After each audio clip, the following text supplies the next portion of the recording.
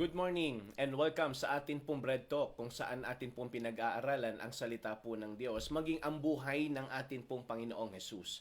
Well, para po sa mensahe na pinagkaloob sa atin ng Panginoon, ngayon pong umaga, ito po ay nasa Jeremiah chapter 20 verses 11 and 12. Ito po ang sabi ng mga talata. But the Lord is with me as a mighty, terrible one. Therefore my persecutor shall stumble, and they shall not prevail. They shall be greatly ashamed, for they shall not prosper. Their everlasting confusion shall never be forgotten. But, O Lord of hosts, that triest the righteous, and seest the reins of the heart, let me see thy vengeance on them, for unto thee have I opened my cause. Well, the title of our topic for this morning is Jeremiah's Confidence in God. Kung papaanong siya po ay naglagak ng kanya pong kumpiyansa sa ating Diyos, mga kapatid, maganda alamin po natin. Paano po ba ito o bakit po ba ito nasabi ni Jeremiah dito po sa chapter na ito? Maganda alamin po natin. Kung ano po talaga ang punot dulo o dahilan nito pong kanyang sinasabi sa Panginoon na nasa Diyos ang kanyang pagtitiwala. Kasi ito po ang nangyari, mga kapatid, para magkaroon po tayo ng idea. In verses 1 and 2, ito ho yung context dito pong sinabi sa verses 11 and 12. Sabi po ng mga talata, Now Pashur the son of Immer the priest, who was also chief governor in the house of the Lord, heard that Jeremiah prophesied these things. Take note, mga kapatid. Sabi po ng verse number 1, that Jeremiah prophesied these things. And then in verse number 2, then Pashur smote Jeremiah the prophet, and put him in the staffs that were in the high gate of Benjamin, which was by the house of the Lord. Kumbaga, nagkaroon po ng masasabi natin parang public disgrace. Itong si Prophet Jeremiah, kumbaga, terrible, yung kanyang naramdamang pain at yung kahihiyan, yung humiliation na ginawa sa kanya, talagang ang daming mga tao na nakakita kung paano siya tinrato ng ganon, mga kapatid. Pero, gaya ng sinabi ko po, meron po itong punot dulo, meron tong dahilan. Sabi kasi ng verse number 1, ito pong si Jeremiah nag-prophesy. At ang sabi po rito, heard that Jeremiah prophesied these things. So, kung inyo po maalala, sa chapter 19, hindi ba ito po yung pangyayari kung inyo pong nabasa, bagamat hindi ho ito yung ating nabigyan ng pansin yesterday, pero kung talagang babasahin ho natin sa chapter 19, meron po siyang inihula roon. Kung maalala po ninyo, yung Hinnom, doon dadalin yung mga tao na kumbaga sila po susunugin, parurusahan, dahil sila po wala nang kabuluhan, wala nang halaga yung kanilang mga buhay. So, ganun ang gagawin ng Diyos sa kanila pong bayan. So, sa madalit salita, ang tingin ng mga tao kay Prophet Jeremiah, mga kapatid, hindi ho maganda.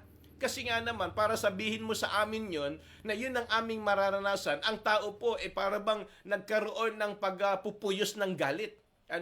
So kaya mga kapatid, yun ho yung idea kung bakit ito pong si Prophet Jeremiah nagsalita na ang kanyang kumpiyansa nasa Panginoon pa rin, nasa Diyos pa rin. Kasi tama nga naman kung talagang tayo po magtitiwala, ang ating pong pagtitiwala ilagak ko natin sa Diyos, wag ho sa tao. Hindi ho kasi porket maayos tayo sa tao ngayon, habang buhay ng maayos yan, mga kapatid. Tandaan po natin, pwedeng magbago ang relasyon natin sa kapwa natin tao, pwede hong magkalamat yung ating pong pagsasama, pwede hong magkaroon ng mga bagay na disgusto tayo sa isa't isa, pero pagdating sa bahagi ng Diyos, naniniwala po ako mga kapatid, ito ho ang bagay nating gawin. Sa Kanya po tayo maglagak ng tiwala.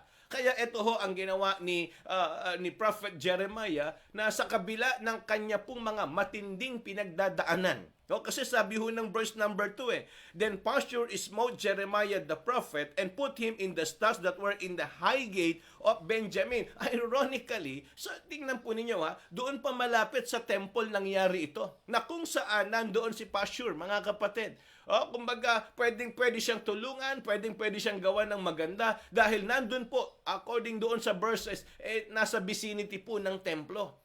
So imagine po ninyo, pero ganun ang nangyari kay Prophet Jeremiah. Ang kagandahan lang ito. Ito ho ang maganda sa ginawa ni Prophet Jeremiah. Despite ng kanya pong matinding pinagdadaanan, sa tindi ho ng kahihiyan, sa tindi ng sakit na kanya pong nararanasan, nakita pa rin niya at natutunan pa rin niya, ginawa pa rin niya yung tama. Sa Diyos po siya nagbigay o naglagak ng kanyang tiwala. yung kanyang confidence nasa Diyos pa rin. Ano po? Kaya nga itong magandang tanong, how to find confidence in God? Despite ng hardships and difficulties in life, paano natin to makukuha o magagawa? Paano tayo makakakita dito sa bahagi po ng Diyos? Ito ho, yung mga tatlong bagay na magandang i-consider po natin. Number one, when you look at His mercy. So kapag tinignan mo ang habag ng Diyos, mga kapatid, doon mo mararamdaman kung paano ka dapat at pwedeng magtiwala sa Panginoon. Kung paano ka maglalagak sa Kanya ng kumpiyansa. Kasi tignan po ninyo, kung yung bayan nga ng Juda, yung bayan ng Israel, sa matagal na panahon, iniintay pa rin ng Diyos na magsisi.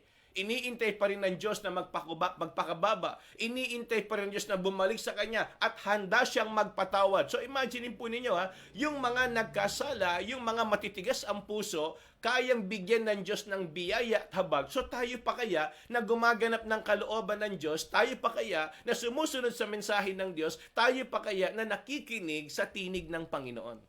Kaya nga mas malaki ang tsansa at malaki yung ating dapat maging kumpiyansa sa Diyos kung ang pag-uusapan ay yung kanyang habag. Uulitin ko po, yung wala nga sa kalooban ng Diyos.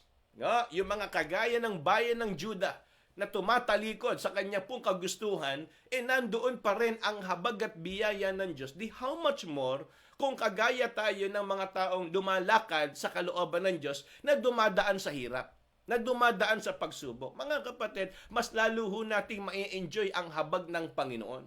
So imagine po ninyo, sila nga kinakahabagan Kung ikaw ay lumalakad sa kalooban ng Diyos at ganyan ang iyong nararanasan, pwede bang hindi tayo kahabagan ng Diyos? So kumbaga, kung gusto nating maglagak ng tiwala sa Panginoon at para magawa natin yon, ang tignan natin yung habag ng Panginoon. Tandaan po ninyo, ang ating Diyos ay mahabagin. Ang ating pong Diyos maunawain. Ang ating pong Diyos ay maibigin. Kaya nga, kung titignan ho natin, mga kapatid, yan ang posibleng dahilan kung paano nailagak ni Jeremiah ang kanyang kumpiyansa sa Panginoon.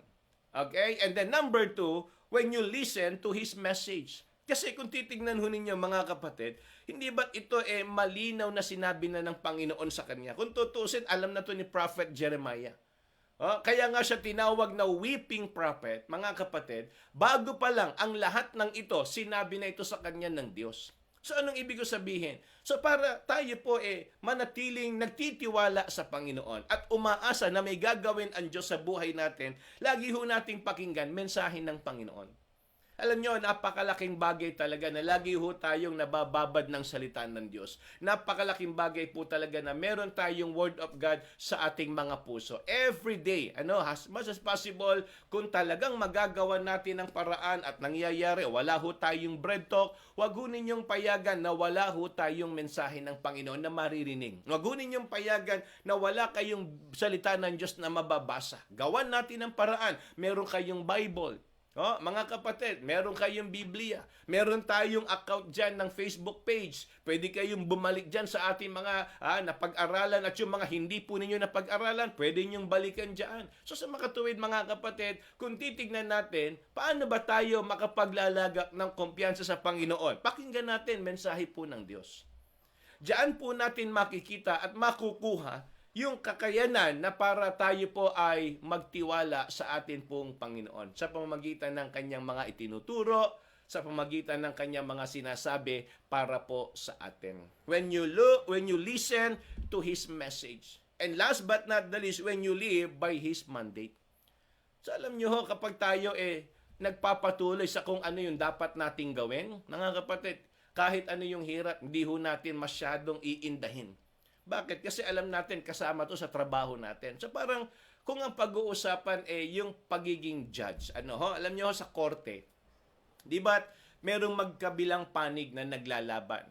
Kumbaga, nandan yung akusado, yan yung nag-aakusa, so merong judge, so siya ang tumitimbang kung sino at kung ano yung dapat niyang maging pataw doon sa inaakusa at inaakusa. So ano ibig sabihin mga kapatid? Kailangan ng sabihin nating tamang paghatol ng judgment, ika nga.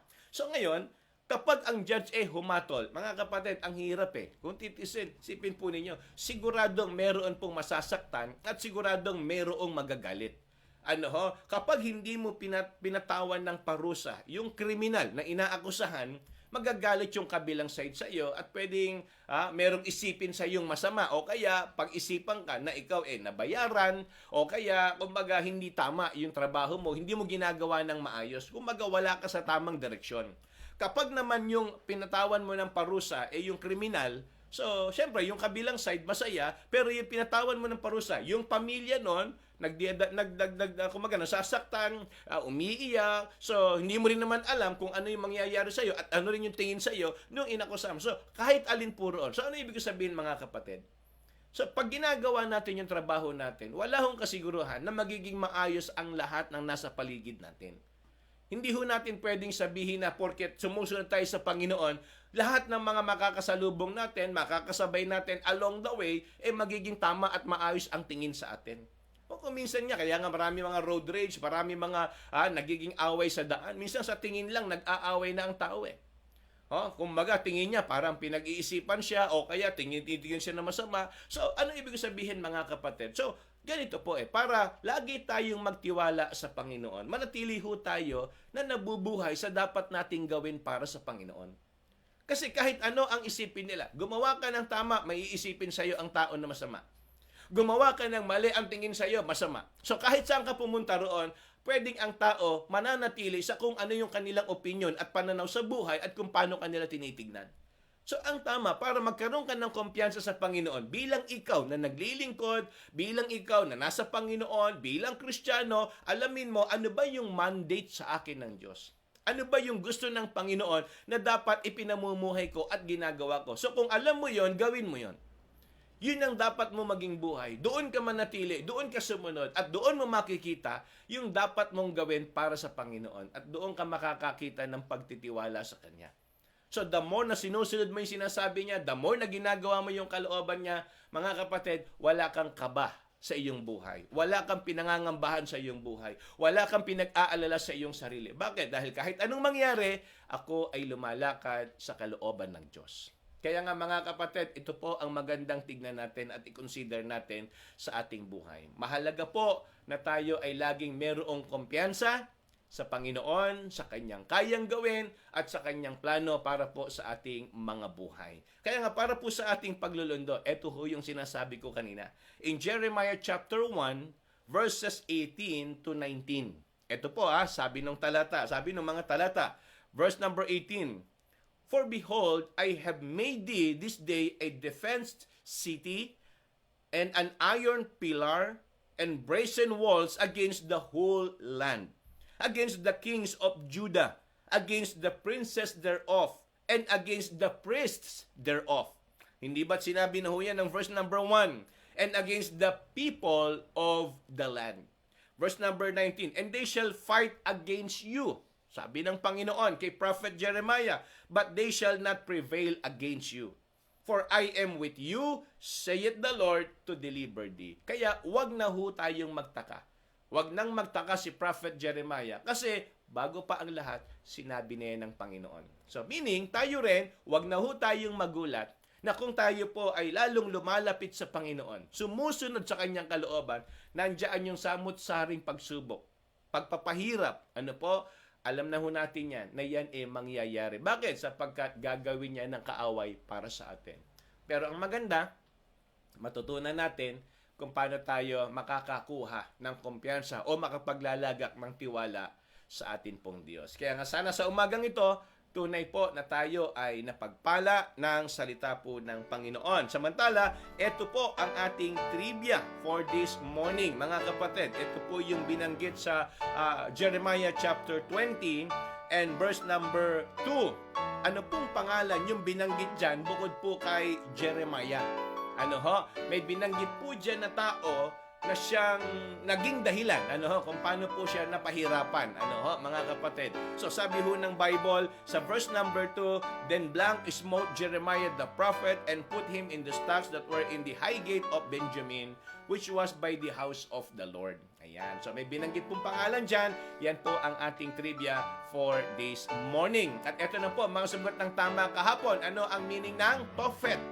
Yan. Ang Tophet po is a burning place or dump site. Ayan. So, ito po ang tamang sagot. At ito po, mga sumagot ng tama yesterday. Nako, i-ready nyo na po ang inyong, ano bang tawag doon? Emoji ba yan? Yung kamay na pumapalakpak at yung inyo pong pag-congratulate sa mga kapatid po natin na nakakasagot ng tama sa atin pong trivia. And then, ito po, ang number 1. Nako, mga kapatid, first time po ito yatang nag-number 1 sa atin pong trivia kasi lagi po siya ang control ng atin pong online.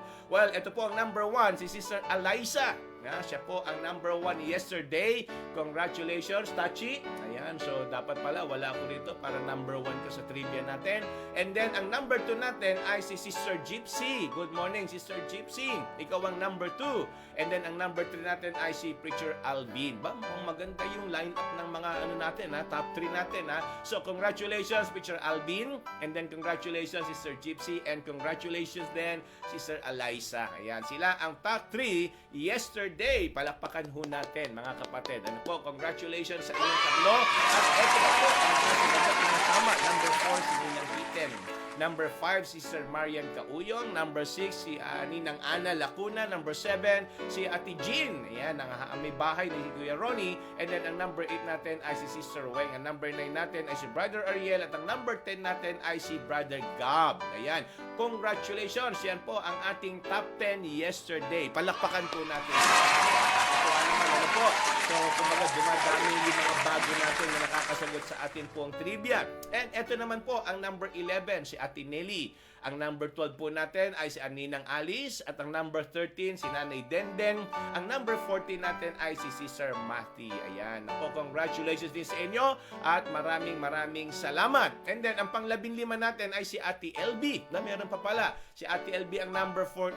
And number 16 po natin, si Ninang Flor. And then, ang number 17, si Mami, Sister Len. And number 18, si Ate Rose. At yan po ang ating mga sumagot ng tama. Ayan. So, maraming salamat. Ang dami. Ang daming sumagot yesterday. At gusto po nating batiin ng happy birthday ngayon mismo. Birthday ni Brother Paul Lacuna. Ayan. Happy birthday, Brother Paul.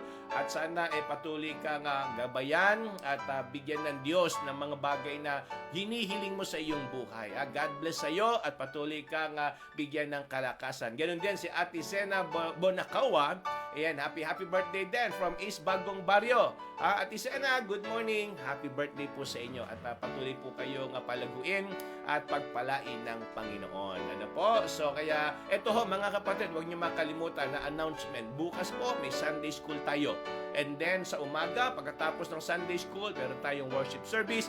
Pero, mga kapatid, pilitin natin na maaga tayo makarating. Kasi yung choir kakanta po sa anniversary nila Bishop sa araw po ng bukas. Kaya ipag-pray ho natin na sana maging okay yung celebration at syempre yung magiging performance po ng mga aawit mula po sa ating church kay Rachel sa kanyang solo at maging sa choir po natin.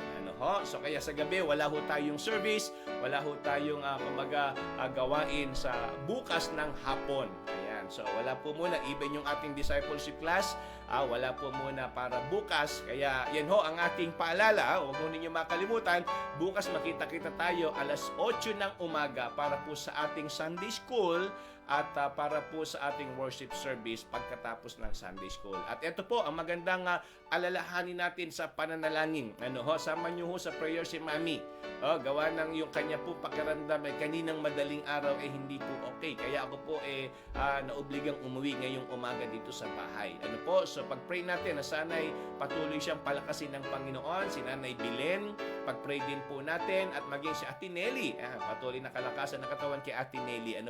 Sa mga nanay-nanay natin sa church na talagang alam naman natin, na talagang nakikipagbaka sa kanila pong kakaramdaman. Pag-pray natin na sana'y pagalingin sila ng Panginoon. Maging si Tatay Tomas, si Tatay Tomas Beltran, sama ho natin sa prayer na sana'y talagang paggalingin siya ng Panginoon. Maging si Nanay Zenaida Beltran. Ayan, so yung mag-asawa po, si Tatay Tomas Beltran at Nanay Zenaida Beltran.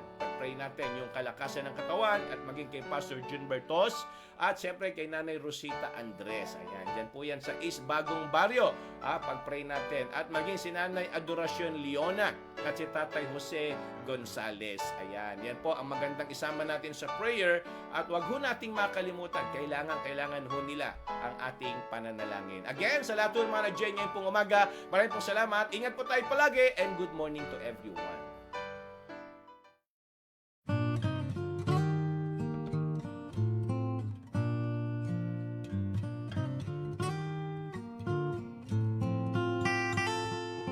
Father of lights, giver of gifts, there is no shadow in you.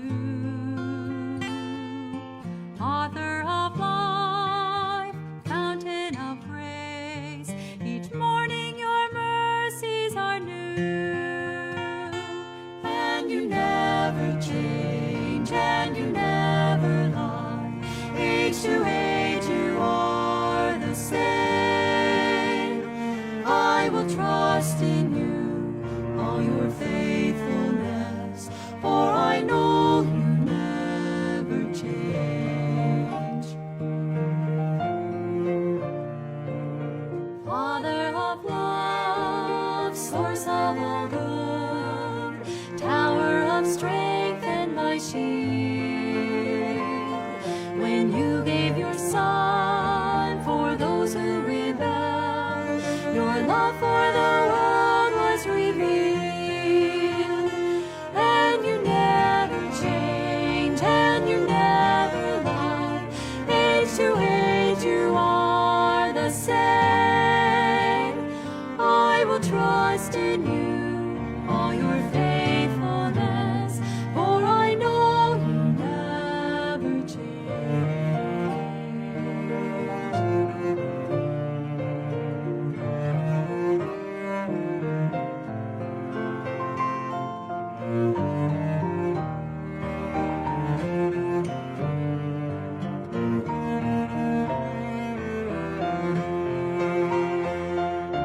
Father of peace, help all the weak, though mountains fall into the sea. Though tempests may rage, the sun hide its face, your vigor will rest upon me. And you never change, and you never lie. Age to age you are the same. I will trust in you, all your faithfulness, for I know you never change. And you never change, and you never lie. Age to age you are the same. I will trust in you, all your faithfulness, for I know you never change. For I know you never change.